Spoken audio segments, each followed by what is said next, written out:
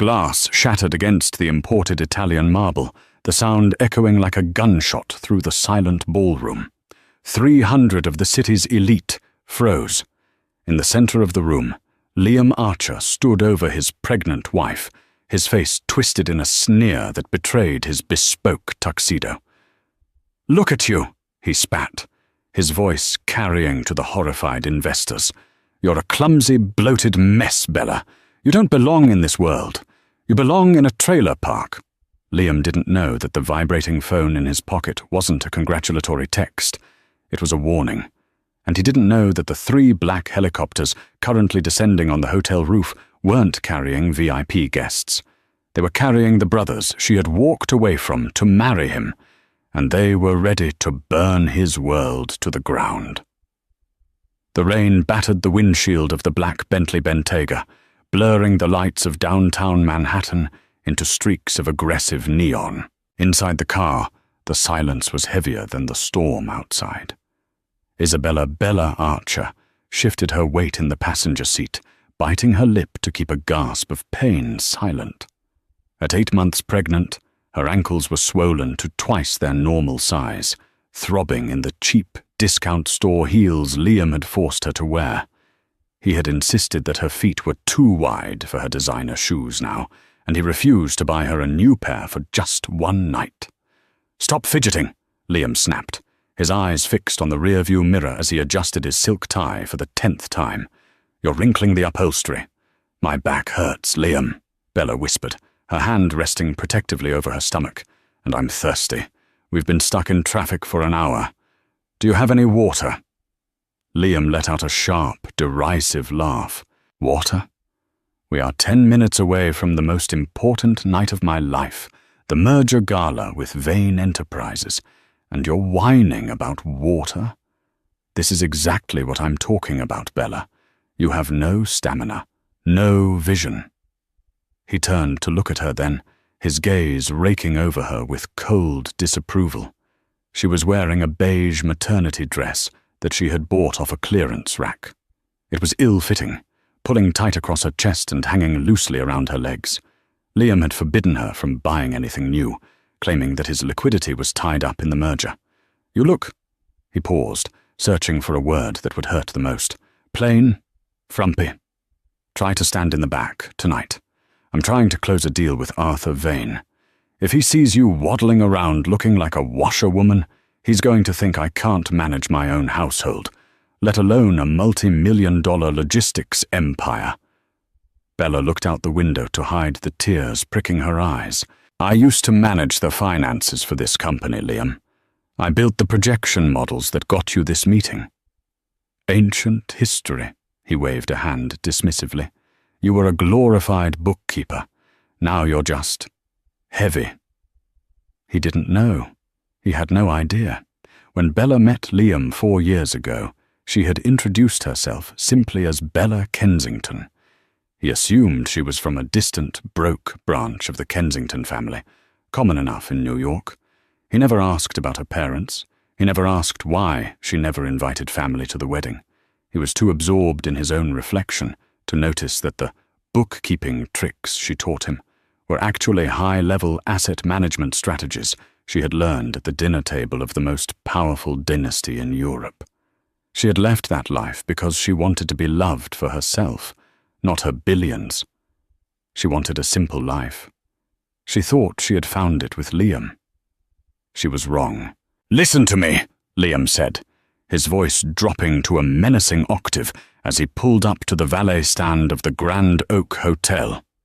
He grabbed her wrist, his grip tight enough to bruise. "Tonight is about me. It is about my legacy. Do not speak unless spoken to. Do not eat like a pig at the buffet. And for God's sake, do not embarrass me." Bella pulled her wrist back, rubbing the red marks. "I would never embarrass you, Liam." "You are an embarrassment, Bella," he muttered, unlocking the doors. "Just look at you." The valet opened the door, and the flash of paparazzi cameras instantly blinded them. Liam's demeanor flipped like a switch. He stepped out, buttoning his jacket, and flashed a dazzling, charming smile to the press. He looked every bit the young, successful tycoon. He walked around the car, not to help his pregnant wife out, but to pose for a photo near the hood ornament. Bella struggled to hoist herself out of the low seat. The pain in her lower back flared, sharp and hot. She grabbed the door frame for support, her breath catching. "Mrs. Archer!" a photographer shouted. "Over here! Can we get a smile?" Bella tried to straighten up, smoothing the wrinkles of her cheap dress. She managed a weak smile. Liam stepped in front of her, blocking her from the camera's view. He placed a hand on her back, not in affection, but to shove her forward. "Keep moving," he hissed through his teeth while smiling at the cameras. "Get inside before you ruin the shot." As they walked up the red carpet, Bella caught a glimpse of a reflection in the glass doors. A tall, handsome man in a tuxedo, dragging a tired, pregnant woman who looked like she was drowning in her own skin. She touched the locket around her neck, a small, tarnished silver piece that Liam hated because it looked poverty-stricken. Inside was a picture of her and 3 boys standing in front of a sprawling estate in the Swiss Alps. "Just hold on a little longer," she told herself. "Just get through tonight." But as they entered the golden warmth of the ballroom, Bella felt a chill that had nothing to do with the air conditioning. She saw a woman standing near the bar, holding a glass of champagne. The woman was wearing a skin-tight, backless, crimson gown that cost more than Liam's car. It was Chloe Vane, the daughter of the man Liam was trying to impress, and she was looking at Liam with a hunger that wasn't about business. The grand ballroom of the Grand Oak Hotel was a sensory overload of wealth.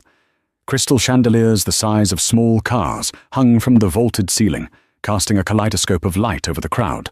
A string quartet played Debussy in the corner, though the music was barely audible over the roar of 300 wealthy socialites, gossiping and networking. Liam immediately loosened his grip on Bella's arm. "Go find a corner," he commanded, scanning the room for more important people, "and stay there." "Liam, I need to sit down," Bella said, her voice trembling slightly. "My feet. There are chairs near the bathrooms in the back hall," he said without looking at her. "Go sit there if you're so fragile. I need to find Arthur Vane." Before she could protest, he was gone, slicing through the crowd like a shark in dark water. Bella watched him go, a familiar ache settling in her chest.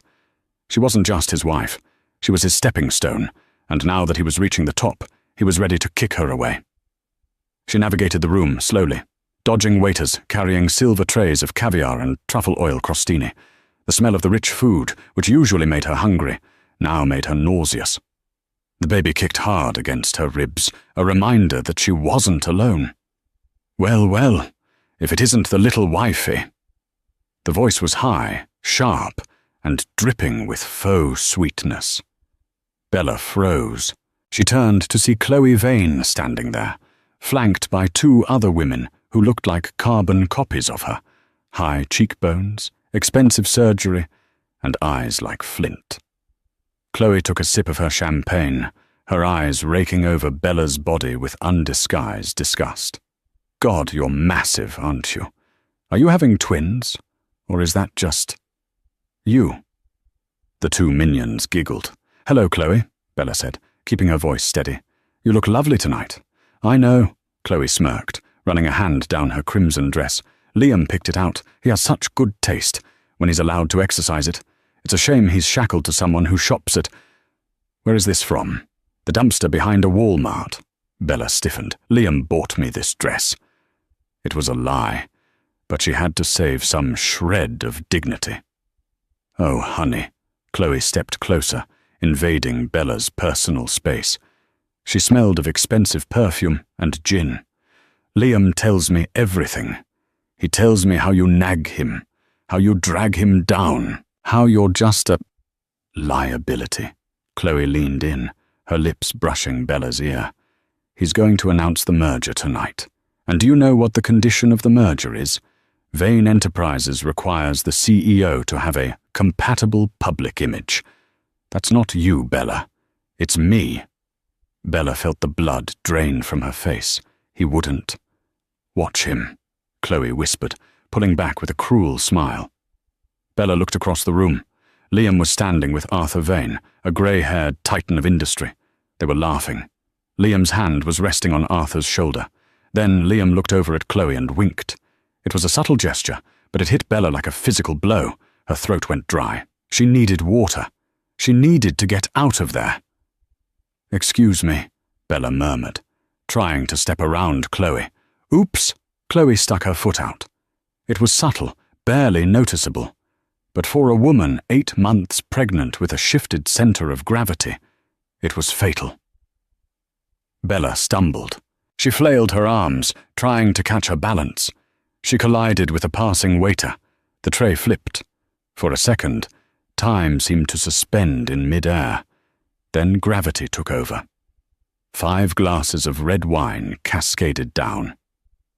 Not onto the floor, but all over Chloe Vane's pristine crimson dress and onto the white tuxedo jacket of the man standing next to her, who happened to be the city comptroller. Crash! The sound of shattering glass cut through the music. The string quartet stopped abruptly. The chatter died instantly. Bella stood there, horrified. Red wine splattered across her beige dress like a gruesome wound. She gripped the edge of a table to keep from falling. "You idiot!" Chloe screamed, the mask of sophistication dropping instantly. "Look what you did, you clumsy cow!" All eyes turned to them, but Bella was looking only at one person. Liam was marching across the room. His face wasn't concerned. It was purple with rage. The veins in his neck were bulging. He looked like a man who was about to destroy something. He reached them in seconds. He didn't ask if Bella was okay. He didn't check the waiter. "What is wrong with you?" Liam roared, grabbing Bella by her upper arm and shaking her. "Liam, she tripped me." Bella tried to explain, tears spilling over. "Shut up!" Liam's voice boomed off the walls.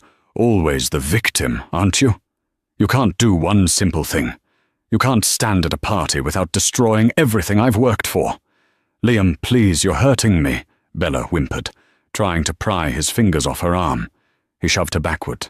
She stumbled, catching herself on the beverage table, knocking over a pitcher of ice water that soaked her lower half. She looked pathetic, wet, crying, swollen and terrified. Liam turned to the crowd, spreading his hands. "Ladies and gentlemen, Mr. Vane, I apologize deeply. My wife, she's not well. She's been unstable lately. The hormones have made her hysterical." "I am not hysterical," Bella cried out, a spark of Kensington fire finally igniting in her chest. "I am your wife, Liam. You should be helping me, not humiliating me." The room went deadly silent. People loved a scene, but this was getting dark. Liam turned back to her slowly. His eyes were cold, dead sharks. "Wife?" he laughed, a cruel, dry sound. "You think you're my wife? You're an anchor, Bella. A dead weight, and I am finally cutting the rope." He reached into his tuxedo pocket and pulled out a folded document. He threw it at her. It hit her chest and fluttered to the wet floor. "Divorce papers," Liam announced to the room, as if he were unveiling a new product. "I signed them this morning. I was going to wait until tomorrow. But why delay the inevitable? Get out, Bella. Get out of my hotel. Get out of my life." Chloe Vane stepped up beside Liam, linking her arm through his, smirking at Bella. "You heard him, sweetie.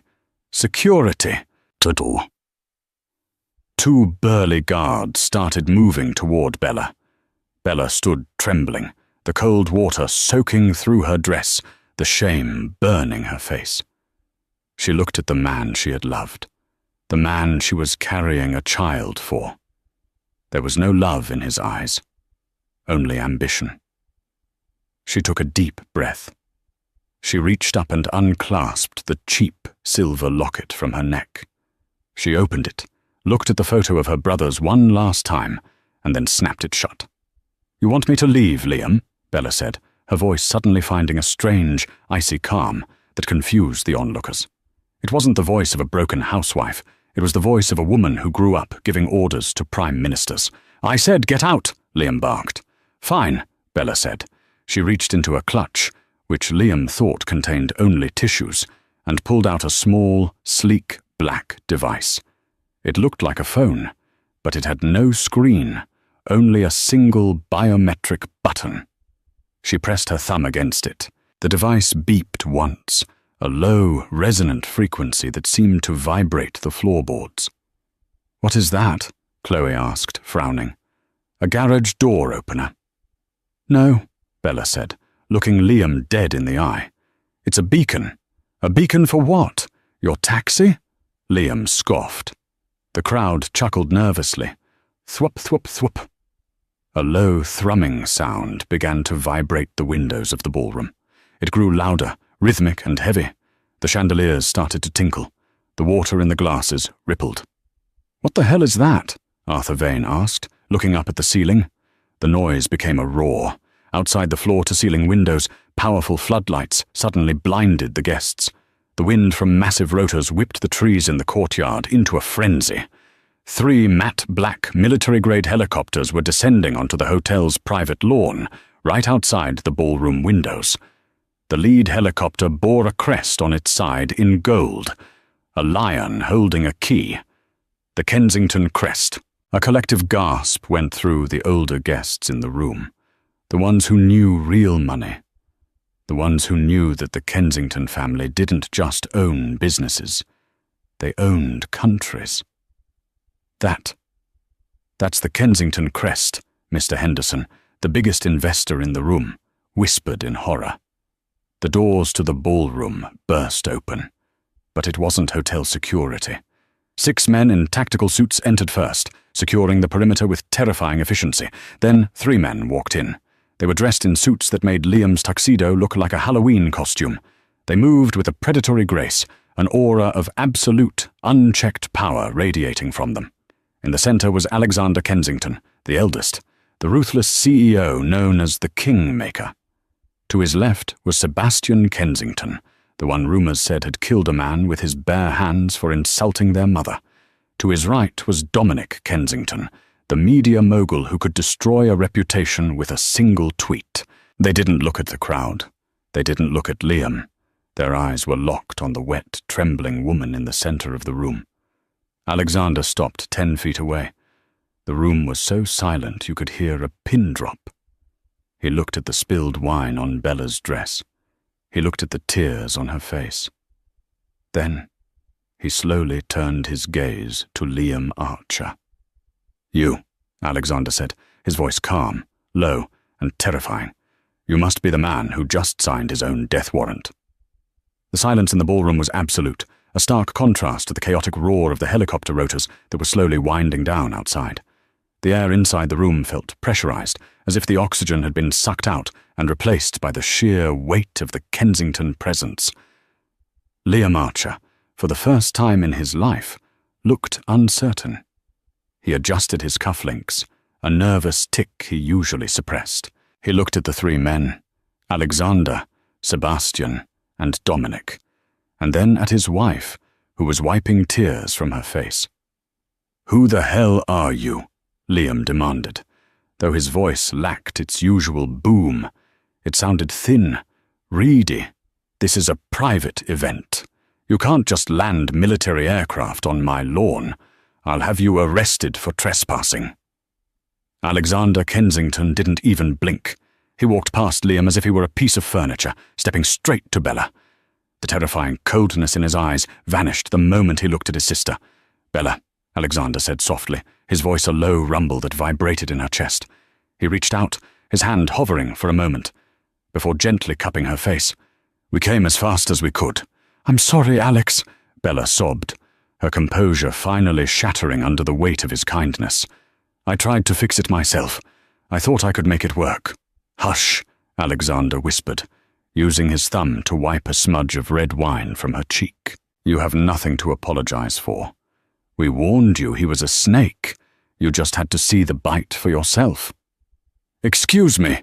Liam stepped forward, his face flushing red. "Don't touch my wife. I don't know who you think you are." Sebastian Kensington moved.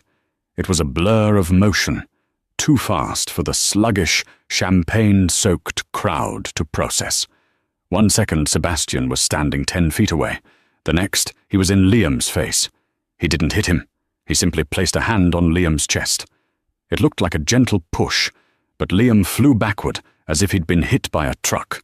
He stumbled, his heels catching on the carpet, and crashed onto his backside, sliding a few feet across the polished floor. "You speak when you're spoken to," Sebastian said. His voice wasn't loud. It was deadly calm, the voice of a man who had negotiated hostage releases in war zones. "And if you raise your voice at my sister again, I will remove your tongue." "Sebastian," Alexander warned gently, not looking back. "Not here. There are children present." He gestured vaguely to the terrified socialites. Liam scrambled to his feet, his tuxedo jacket bunched up, his dignity in tatters. He looked around the room, desperate for an ally. "Security! Why aren't you doing anything? These men assaulted me." The head of hotel security, a burly man named Frank, who had known Liam for years, stepped forward. But he didn't look at Liam.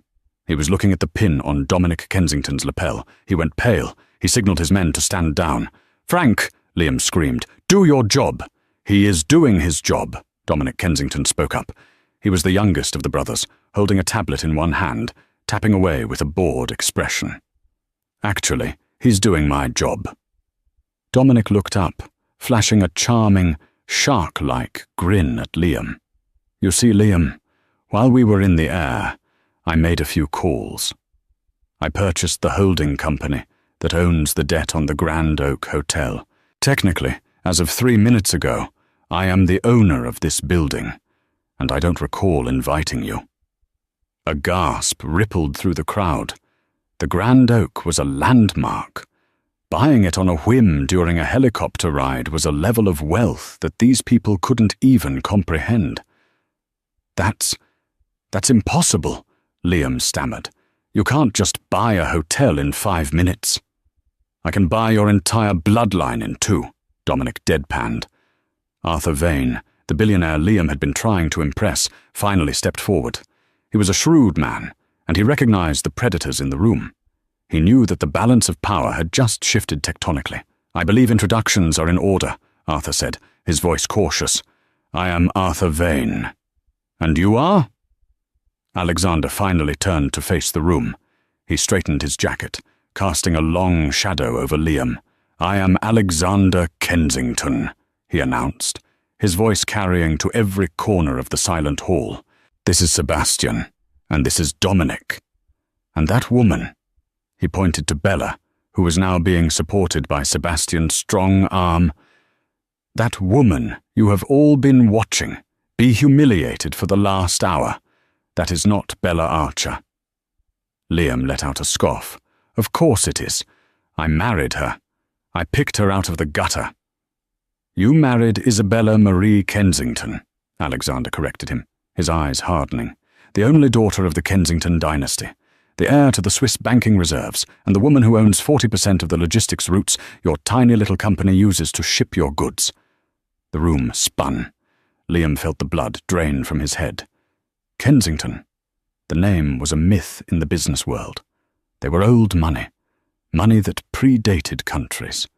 They were the people who loaned money to governments. He looked at Bella.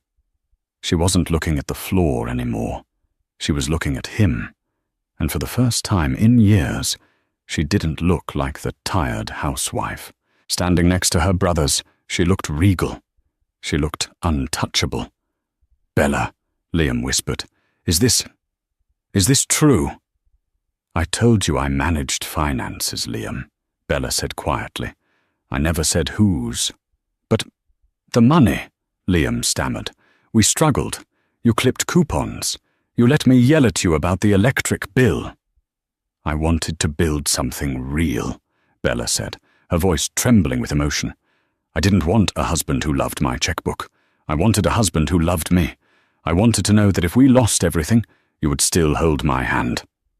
She gestured to the divorce papers lying wet on the floor. "I got my answer tonight." No, baby, wait," Liam's mind raced. This was a disaster. But it was also an opportunity. His wife was a Kensington. He was married to a Kensington. The merger with Vane was peanuts compared to this. He forced a smile, stepping toward her with his hands out. "Bella, honey, you have to understand. I was under so much stress. The merger, it got to me. I didn't mean any of it. Those papers, I was just trying to get a reaction. I love you. We're having a baby." He reached for her hand. Sebastian didn't push him this time. He simply stepped in front of Bella, crossing his arms, his biceps strained against his suit jacket. He looked down at Liam with pure disgust. "You lost the right to speak to her when you threw her to the wolves," Sebastian growled. "You threw away a diamond because you were too busy chasing glitter." He nodded toward Chloe Vane, who was standing frozen near the spilled wine, looking like a deer in headlights. "Speaking of glitter," Dominic said, stepping up beside Sebastian. "Miss Vane, lovely dress. Shame about the wine. But I think you have bigger problems." Chloe tried to sneer, but her lip quivered. "I don't know who you think you are, but my father, your father," Dominic interrupted, "is currently checking his stock portfolio and realizing that Vane Enterprises has dropped 12% in the last 10 minutes. Why? Because the Kensington Group just announced a total embargo on Vane shipping lines." "What?" Arthur Vane shouted, pulling out his phone. "You can't do that. That's illegal market manipulation." "It's not manipulation, Arthur," Alexander said smoothly. "It's a business decision. We don't do business with families who lack moral fiber, and based on your daughter's behavior toward my sister, the apple is clearly rotten." Arthur Vane looked at his phone, his face turning grey. He looked at Chloe. "You idiot!" he hissed at her. "I told you to be polite." "Daddy, I didn't know!" Chloe wailed. Liam stood alone in the center of the chaos. His world was crumbling. His investors were whispering, looking at him like he was radioactive. His dream girl, Chloe, was being disowned by her father right in front of him, and his useless wife was staring at him from behind a wall of billionaires. "Bella, please," Liam begged, his voice cracking. He dropped to his knees. It was a pathetic sight. The arrogant man who had stood tall 10 minutes ago was now kneeling in the spilled wine. "Think of the baby. Our son needs a father." Bella took a breath. She placed a hand on her stomach. She looked at Alexander. Alexander nodded. "It's your call, Bella. We can burn him to the ground, or we can just leave. You tell us." Bella stepped out from behind Sebastian. She looked down at Liam. "You're right, Liam," she said softly. "My son needs a father." Liam's face lit up with hope. Yes, exactly." "But," Bella continued, her voice hardening into steel, "he doesn't need a bully. And he certainly doesn't need a man who thinks a woman's value is determined by the size of her waist or the price of her shoes." She looked at the divorce papers on the floor. "You signed the papers, Liam," she said. "Consider them accepted. My lawyers will be in touch. And knowing who my brothers are, I suggest you find a very, very good attorney." She turned around. "Let's go home, Alex." "Gladly," Alexander said. He signaled to the security team. "Clear a path." The exit was slow and deliberate. The Kensington brothers didn't run. They paraded. They wanted every person in that room to see exactly what they were taking away. Alexander walked on Bella's right, his arm around her shoulders, shielding her from the flashing cameras that had somehow made their way inside. Sebastian walked on her left, his eyes scanning the crowd, daring anyone to make a sudden movement. Dominic brought up the rear, casually typing on his phone, dismantling Liam's life with every keystroke. As they passed the buffet tables, the silence broke. The whispers started. "Did you know? Isabella Kensington, hiding in plain sight. Liam is finished. He's absolutely finished." Liam was still on his knees, watching them go. The wetness from the floor was seeping into his trousers. He felt a hand on his shoulder. He looked up, hoping it was Arthur Vane, offering a lifeline. It was the hotel manager. "Mr. Archer," the manager said coldly. "The new owner, Mr. Dominic Kensington, has just messaged me. He wants the ballroom cleared immediately, and he specified that you are to be escorted off the premises, and you are banned for life. You can't do this, Liam whispered. I have a contract for this venue. Your contract was with the old owners, the manager shrugged.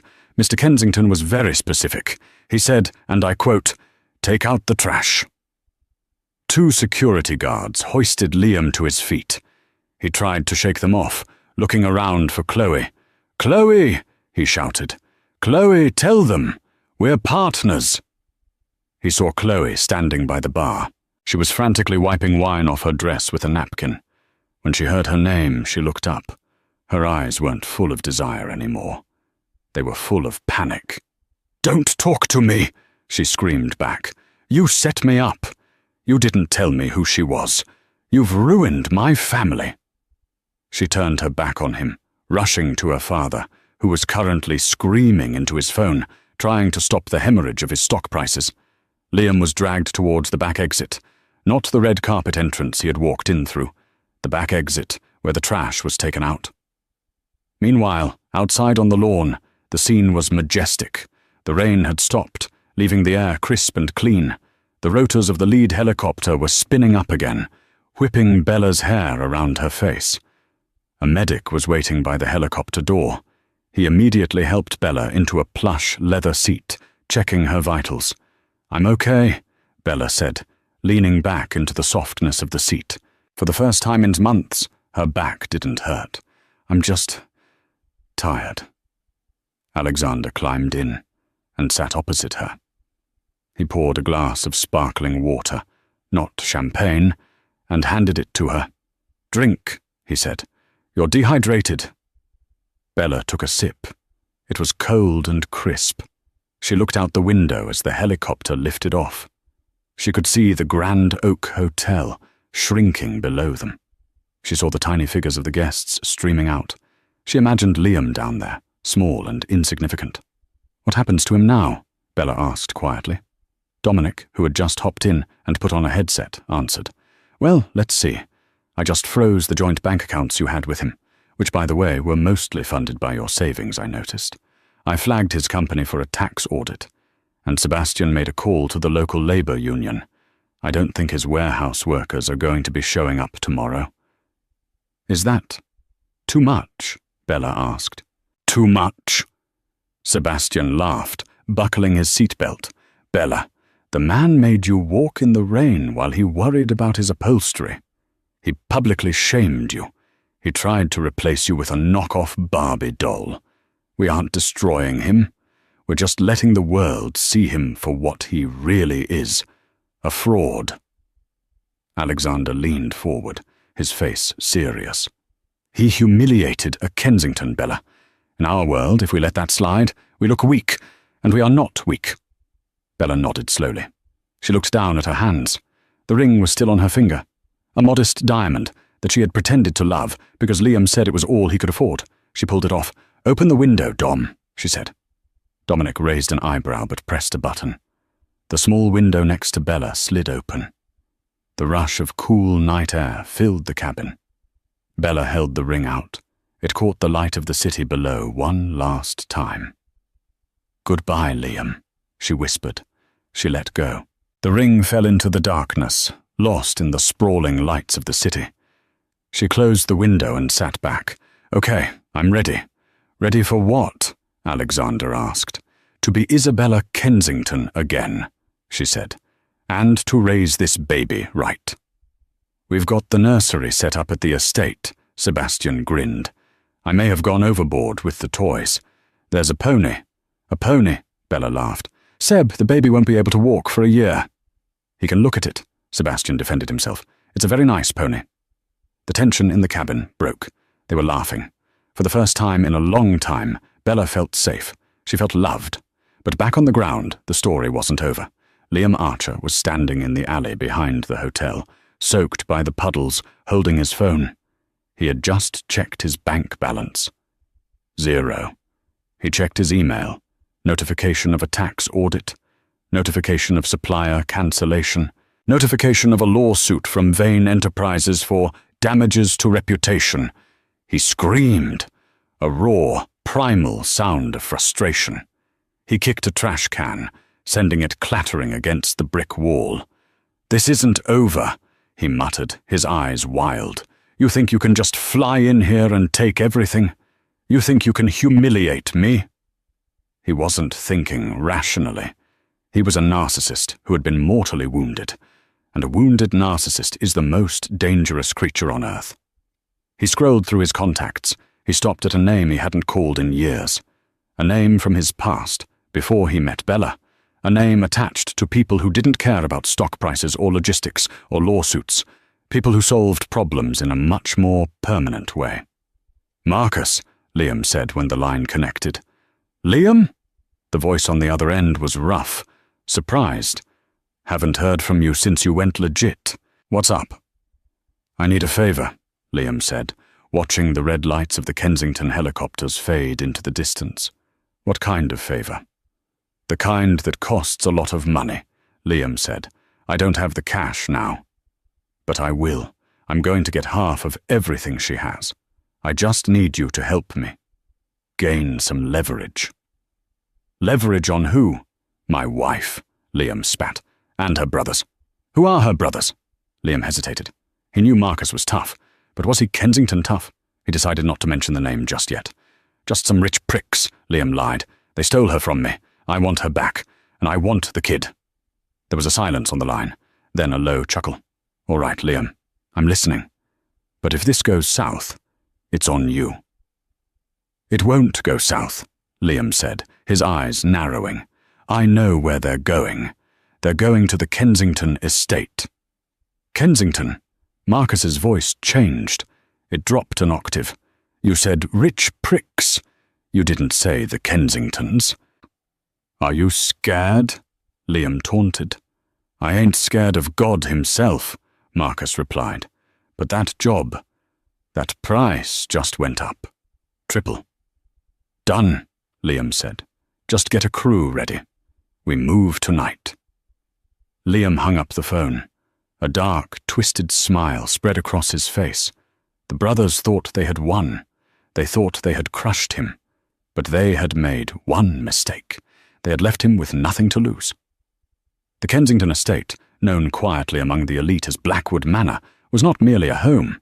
It was a sovereign territory carved out of the dense forests of upstate New York. Hidden behind 12-foot stone walls topped with laser sensors, the main house was a masterpiece of modern architecture, a sprawling structure of steel, glass, and dark stone that looked like it had grown out of the cliffside it sat upon. As the helicopter touched down on the private helipad, the rain had returned, heavier now, washing away the grime of the city. Bella stepped out, shielded immediately by Alexander's umbrella. She took a deep breath of the pine-scented air. It smelled like freedom. Inside, the house was warm and silent, a stark contrast to the chaotic noise of the gala. The floors were heated slate, the walls adorned with art that belonged in the Louvre. "We have prepared the east wing for you," Alexander said, guiding her through the grand foyer. "It has the best view of the valley, and it's the most secure. The windows are bulletproof polycarbonate, capable of stopping a .50 caliber round. Not that it will come to that." Bella stopped, touching her brother's arm. "Alex, you bought a hotel and crashed a gala with helicopters. Don't you think you've done enough?" "Liam is a bully, but he's just a man. He's powerless now." Sebastian, walking behind them, let out a dark chuckle. He was unbuttoning his cuffs, revealing the thick scars on his wrists, souvenirs from his time in special operations before he returned to the family business. "Men like Liam are most dangerous when they are cornered rats, Bella. We humiliated him. We took his money. We took his reputation. He has nothing left but his rage." "Seb is right," Dominic added, looking up from his tablet. "I've been monitoring his communications. He's been trying to call you for the last hour. 42 missed calls and... Interesting." Dominic stopped walking. He tapped the screen rapidly. He just made a call to a burner phone registered in Hell's Kitchen. The signal bounced off a tower near a known salvage yard run by Marcus the Hammer Thorne. low-level organized crime. Extortion, hijacking. Alexander stopped. The air in the hallway grew cold. Liam is calling hits now. He's desperate, Dominic said. He's trying to hire muscle. Bella felt a shiver of fear. He knows where the estate is? Everyone knows where it is, Alexander said calmly. But knowing where the castle is and getting inside are two very different things. He turned to the head of his security detail, a silent giant named Elias. Double the perimeter guard. Activate the thermal drones. If a squirrel crosses the fence line tonight, I want to know its blood type. Yes, sir, Elias nodded and vanished into the shadows. Meanwhile, 40 miles south, a rusted white van rattled down the highway. It was a stark contrast to the Bentleys and helicopters of the Kensington world. Inside, Liam Archer sat on a spare tire, his tuxedo ruined, his eyes bloodshot and manic. Across from him sat Marcus Thorne, a man who looked like he was carved out of granite and bad decisions. He was cleaning a jagged combat knife with a rag. "You sure about this, Archer?" Marcus asked, his voice like gravel. "Kidnapping a Kensington? That's not a crime. That's an act of war. If we get caught, there's no jail. They'll bury us in a hole nobody can find." "We won't get caught," Liam insisted, his voice trembling with a mix of fear and adrenaline. "I know the house. Bella showed me the blueprints once when we were dating. She was bragging about her family's architecture. There's a service entrance for the catering staff. It's automated. I know the code she uses for her personal safe. She uses the same code for everything. Her birthday." "And the guards?" Marcus asked. "They're private security," Liam scoffed. "Mall cops in fancy suits. You have 5 guys with military hardware. We hit them hard, we grab Bella, and we get out. Once I have her, they can't touch me. I'll trade her back for 50 million and a flight to the Caymans." Marcus looked at his crew, 4 hardened mercenaries who had done dirty work, from Bogota to Beirut. They looked bored. 50 million split 6 ways, Marcus mused. "All right, but if I smell a trap, I put a bullet in you first. Clear?" "Clear," Liam gulped. He looked out the window at the passing trees. He justified it in his head. "She stole my life," he thought. "She humiliated me. She owes me this." He had convinced himself he was the victim. He was the hero of his own twisted story, coming to reclaim his property. Back at the estate, Bella was sitting in a plush armchair in the nursery. It was a beautiful room, painted in soft pastels, filled with everything a child could need. She rubbed her stomach. "You're going to be safe here, little one," she whispered. But outside, the storm was masking the sound of an engine cutting out. The white van coasted to a stop a mile from the main gate. 6 figures slipped into the darkness of the forest, moving toward the perimeter wall. Liam Archer was coming for his wife. But he had forgotten one crucial thing. He wasn't just breaking into a house. He was breaking into a wolf's den. The first sign of trouble wasn't a siren. It was silence. In the security control room of the Kensington estate, the wall of monitors flickered. Then, one by one, the camera feeds from the north sector went black. Dominic Kensington, who was sitting in the library nursing a glass of scotch, felt his phone vibrate. It was a silent alarm. "North sector breach," Dominic said, his voice calm. He stood up and placed his glass on the coaster. Across the room, Sebastian was already moving. He reached under the antique coffee table and pulled out a suppressed H&K MP5 submachine gun that had been magnetically attached to the frame. "How many?" Sebastian asked, checking the chamber. "Sensors indicate 6 targets," Dominic replied, tapping his tablet. "They jammed the cameras, but they didn't account for the seismic sensors in the soil. They are moving fast towards the service entrance." Alexander entered the room. He wasn't holding a gun. He was holding a phone. "I've moved Bella to the panic room behind the master suite. Elias is with her. Are we confirmed?" "Confirmed," Sebastian grinned, a look that was terrifyingly devoid of humor. "Liam brought friends." "Let them in," Alexander said. Dominic looked up. "Excuse me?" "Let them breach the outer perimeter," Alexander commanded, his eyes cold as ice. "If we stop them at the fence, Liam might escape in the confusion. I want him inside. I want him to look me in the eye when he realizes he's lost." "Understood," Dominic tapped a command, disabling the magnetic locks on the service entry, rolling out the welcome mat. Outside, in the driving rain, Liam and Marcus reached the heavy steel door of the service entrance. Marcus prepared to place a breaching charge, but Liam tried the handle. It clicked open. "I told you," Liam whispered triumphantly. "They're incompetent. Someone left it unlocked." Marcus narrowed his eyes. "That's too easy." "Don't overthink it," Liam hissed. "Let's go." They moved into the hallways. The service corridors were dimly lit, the emergency lights casting long, eerie shadows. The house was silent. Too silent. "Where are the guards?" one of Marcus's men whispered. "Probably sleeping," Liam sneered. "They don't expect anyone to have the guts to hit them." They moved towards the main staircase. Liam led the way, his heart pounding. He felt powerful. He was holding a pistol Marcus had given him. For the first time all night, he felt like he was in control. They reached the grand foyer. It was empty.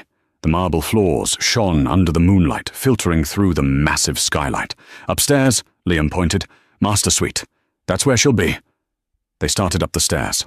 Click. Suddenly, floodlights blinded them. Bright, stadium-grade LED lights mounted in the ceiling fixtures flared to life, turning the foyer into a dazzling white box. "Contact!" Marcus screamed, raising his assault rifle. But there was nothing to shoot. A voice echoed over the hidden intercom system. It was Alexander's voice. "Gentlemen, you have tracked mud onto my import slate floors. That is very rude." "Show yourself!" Liam screamed, spinning around, aiming his gun at the empty balcony. "I know you're here. Give me Bella!" "Liam," the voice continued, smooth and mocking, "you really thought you could walk into my house with a few hired thugs and take my sister? You aren't a predator, Liam. You're the bait." From the shadows of the upper balcony, 3 figures stepped out. Alexander, Sebastian, and Dominic. They weren't hiding. They were standing in the open. "Waste them!" Liam shrieked. Marcus pulled the trigger. Click. Nothing happened. Marcus racked the charging handle. Click. He looked at his gun in horror. He looked at his men. They were all frantically checking their weapons. "Firing pins!" Sebastian called out from the balcony, leaning casually on the railing. "We use an interesting electromagnetic pulse system in the foyer, tuned to a specific frequency. It heats up the firing pins of low-grade steel instantly. Your weapons are fused, gentlemen. You're holding paperweights." It was a bluff, a scientific impossibility. But in the panic, Marcus believed it. Or maybe his gun just jammed. It didn't matter. The psychological effect was instant. "Ambush!" Marcus yelled. "Fall back!" "No!" Liam screamed. "We fight!" Sebastian vaulted over the railing. It was a 20-foot drop, but he landed in a roll, springing up like a panther. He didn't have a gun. He didn't need one. He moved into Marcus's crew like a whirlwind. A punch to the throat dropped the first mercenary. A sweep of the leg took down the second. It was brutal, efficient, and over in seconds. Marcus, the hardened criminal, pulled his knife. He lunged at Sebastian. Sebastian caught Marcus's wrist in midair. He twisted. There was a sickening crack. Marcus howled, dropping the knife. Sebastian kicked him in the chest, sending him sliding across the marble floor until he hit the wall and slumped over, unconscious. Liam stood alone. He held his pistol with shaking hands. He aimed it at Sebastian. "Stay back!" Liam cried, tears streaming down his face mixed with sweat. "My gun works. I checked it." Sebastian stopped. He straightened his suit jacket. "Go ahead, Liam. Pull the trigger. But know this. If you miss, I'm going to break every bone in your hand." I just want my wife," Liam sobbed. "I want what's mine." "She was never yours," Alexander said, walking slowly down the stairs, flanked by Dominic. "She was a gift you didn't know how to keep." "It's not fair," Liam screamed. "You have everything. Money, power. I had nothing. I had to scratch and claw for everything." "And when you finally had something precious," Alexander said, stopping a few feet away, "you tried to crush it to make yourself feel taller." Liam's finger tightened on the trigger. He was going to do it. He was going to shoot. Suddenly, a sharp cry echoed from the top of the stairs. "Liam, stop!" It was Bella. She had broken out of the panic room. She stood at the top of the stairs, clutching her stomach. Her face was pale, contorted in pain. Water was pooling at her feet. "Bella?" Liam lowered the gun slightly. "The baby!" Bella gasped, doubling over. "The baby is coming! Now!" The distraction was all Sebastian needed. He didn't punch Liam. He simply stepped in, grabbed the slide of the gun, and twisted it out of Liam's hand.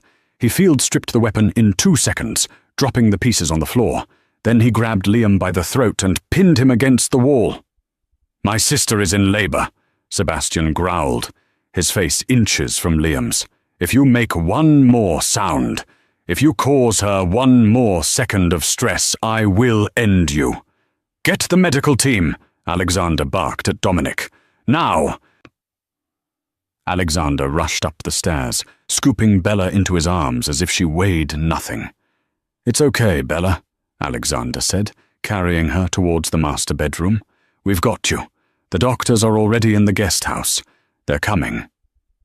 Liam watched from the floor, gasping for breath, as his wife was carried away.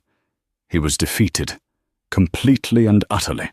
Frank, the head of security, walked in with 4 guards. They zip-tied Marcus and his crew. Frank walked over to Liam, looked down at him with pity, and clicked the cuffs onto his wrists.